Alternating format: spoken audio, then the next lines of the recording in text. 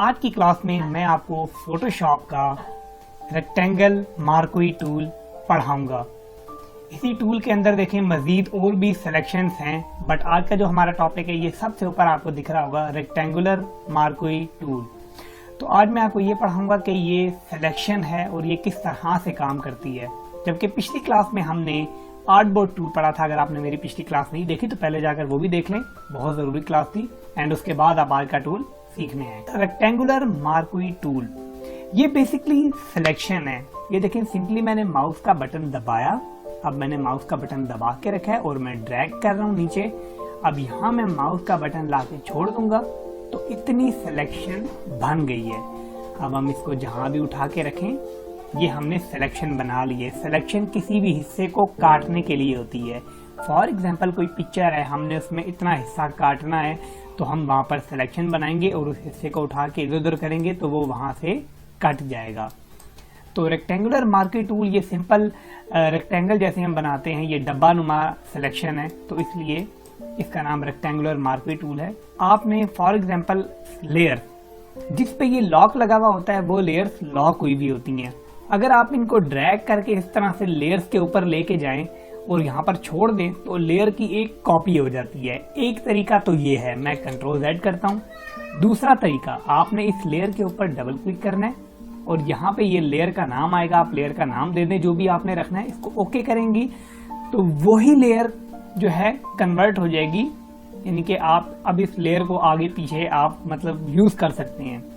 ये था दूसरा तरीका। तीसरा तरीका, कंट्रोल J कर दें, एक न्यू लेयर आ जाएगी, उस लेयर की कॉपी आ जाएगी। अब यहाँ जो हमने सिलेक्शन बनाई हुई थी उसकी कॉपी आ गई है, ठीक है।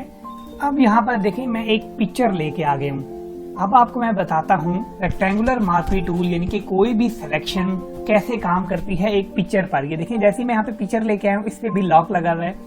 तो बेहतर यही होगा कि पहला तरीका, आप इसको ड्रैग करके, यहाँ पर ये नीचे ऑप्शन आ रहा है क्रिएट न्यू लेयर का ऑप्शन होता है। आप ड्रैग करके अपनी लेयर को इसके ऊपर ला के छोड़ देंगे, इसी लेयर की एक कॉपी आ जाएगी। एक तरीका ये है, नहीं तो आप कंट्रोल J कर दें, इसी लेयर की कॉपी आ जाएगी। देखें अब इस पे लॉक नहीं है, यानी कि आप इस लेयर पे काम करें। बेहतर यही होगा कि कभी भी आप ओरिजिनल लेयर पे यानी कि ओरिजिनल पिक्चर पे काम ना ही करें, उसकी कॉपी लाजमी ले लें। अब मैं यहाँ से लेता हूँ रेक्टेंगुलर मार्क्वी टूल।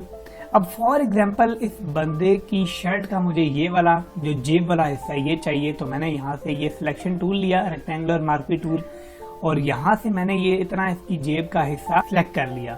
अब अगर मैं सिंपली यहाँ से सिलेक्शन टूल लेता हूँ और इसकी जेब का हिस्सा यहाँ से यूं उठाऊंगा तो ये देखें ये कट चुका है यहाँ से, ठीक है। ये पीछे वाली लेयर का नजर आ रहा है। आप अगर पीछे वाली लेयर की ये हाइड कर देंगे आई, तो देखें ये ऊपर वाली लेयर का हिस्सा यहाँ से कट चुका है, ठीक है। अगर हम इसको दोबारा क्लिक करते हैं तो ये पीछे वाली लेयर नजर आ रही है, ठीक है। ये आइस जो होती हैं ये हमें लेयर्स दिखा रही होती हैं। मैं इस लेयर्स पे बकायदा पूरी एक प्रॉपर क्लास बनाऊंगा ताकि आपको लेयर्स का समझ आ जाए। तो ये देखें ये हिस्सा इसने काट दिया। अब अगर मैं चाहता हूं कि इसी लेयर के ऊपर ये जेब वाला हिस्सा रहे, कंट्रोल D करूंगा तो ये सिलेक्शन यही हो जाएगी। अगर मैं चाहता हूं कि एक न्यू लेयर पे ये आए तो मैं कंट्रोल J कर दूंगा। फॉर एग्जाम्पल देखें, जैसे ये जो सिलेक्शन है, अब मैं कंट्रोल D करेंगे तो ये जो सिलेक्शन बनी होती है ये हट जाती है।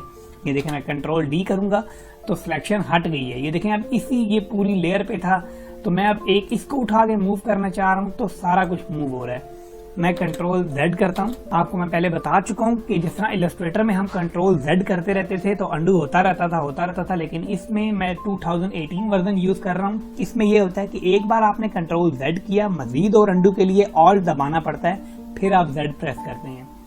तो फॉर एग्जाम्पल देखें, अब ये मैंने सिलेक्शन की थी, अब मैं चाह रहा हूं कि ये नई लेयर में आए तो मैं कर दूंगा कंट्रोल J। ये देखें एक और लेयर आ गई है। अब अगर मैं इसको भी हाइड करूं तो सिंपली मेरी ये जेब नजर आ रही है और मेरी लेयर ये वाली ही सिलेक्ट हुई है। अगर देखें मैं इस लेयर को सिलेक्ट करूंगा, अब इसको मैं लेके आता हूं और मैं ये लेयर सिलेक्ट करता हूं, ये देखें अब मेरी जेब मूव नहीं हो रही, ठीक है। तो आपकी लेयर्स का इस फोटोशॉप में बहुत ही अहम काम है। तो सिलेक्शन टूल का उम्मीद करता हूं कि आपको समझ आ गई होगी। ये देखें इसके अंदर मजीद और भी सिलेक्शन है। तो रेक्टेंगुलर मार्क्वी टूल, बाकी ये देखें अगर आपने फॉर एग्जांपल यहाँ पर ये सिलेक्शन बनाई, अब आप चाहते हैं इसको थोड़ा सा उस साइड पे लेके जाना, आप माउस का बटन छोड़ेंगे या कंट्रोल डी करके ये हटाएंगे, फिर थोड़ा उसको दोबारा करके बनाएंगे। तो आपके लिए एक बेस्ट हल ये है कि फॉर एग्जांपल आपने यहाँ से यूँ सिलेक्शन बनाई, अब आप चाहते हैं इसको मजीद थोड़ा सा आगे की तरफ लेके जाना, आप स्पेस बार दबा दें। अब अपने माउस को आगे पीछे ऊपर नीचे जहाँ भी लेके जाएंगे ये सिलेक्शन आपके साथ साथ मूव होगी। जैसे ही मैं स्पेस बार छोड़ता हूँ, अब देखें मैं माउस को आगे पीछे करूंगा तो सिलेक्शन बड़ी छोटी होगी।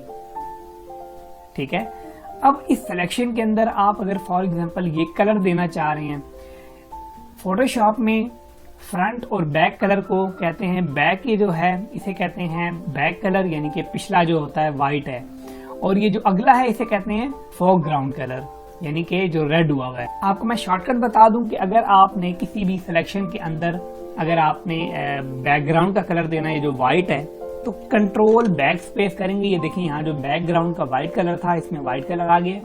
और अगर आप अगला कलर यानी कि ये जो रेड है फोरग्राउंड कलर ये देना चाह रहे हैं, तो आप ऑल्ट बैक स्पेस प्रेस करेंगे तो ये देखें रेड कलर आ गया।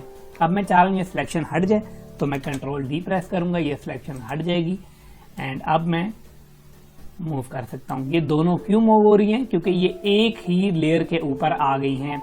मैं फिर कहता चलूँ कि मैं लेयर की इंशाल्लाह आपको पूरी एक प्रॉपर क्लास समझाऊंगा, क्योंकि लेयर्स का फोटोशॉप में बहुत ही खास काम है।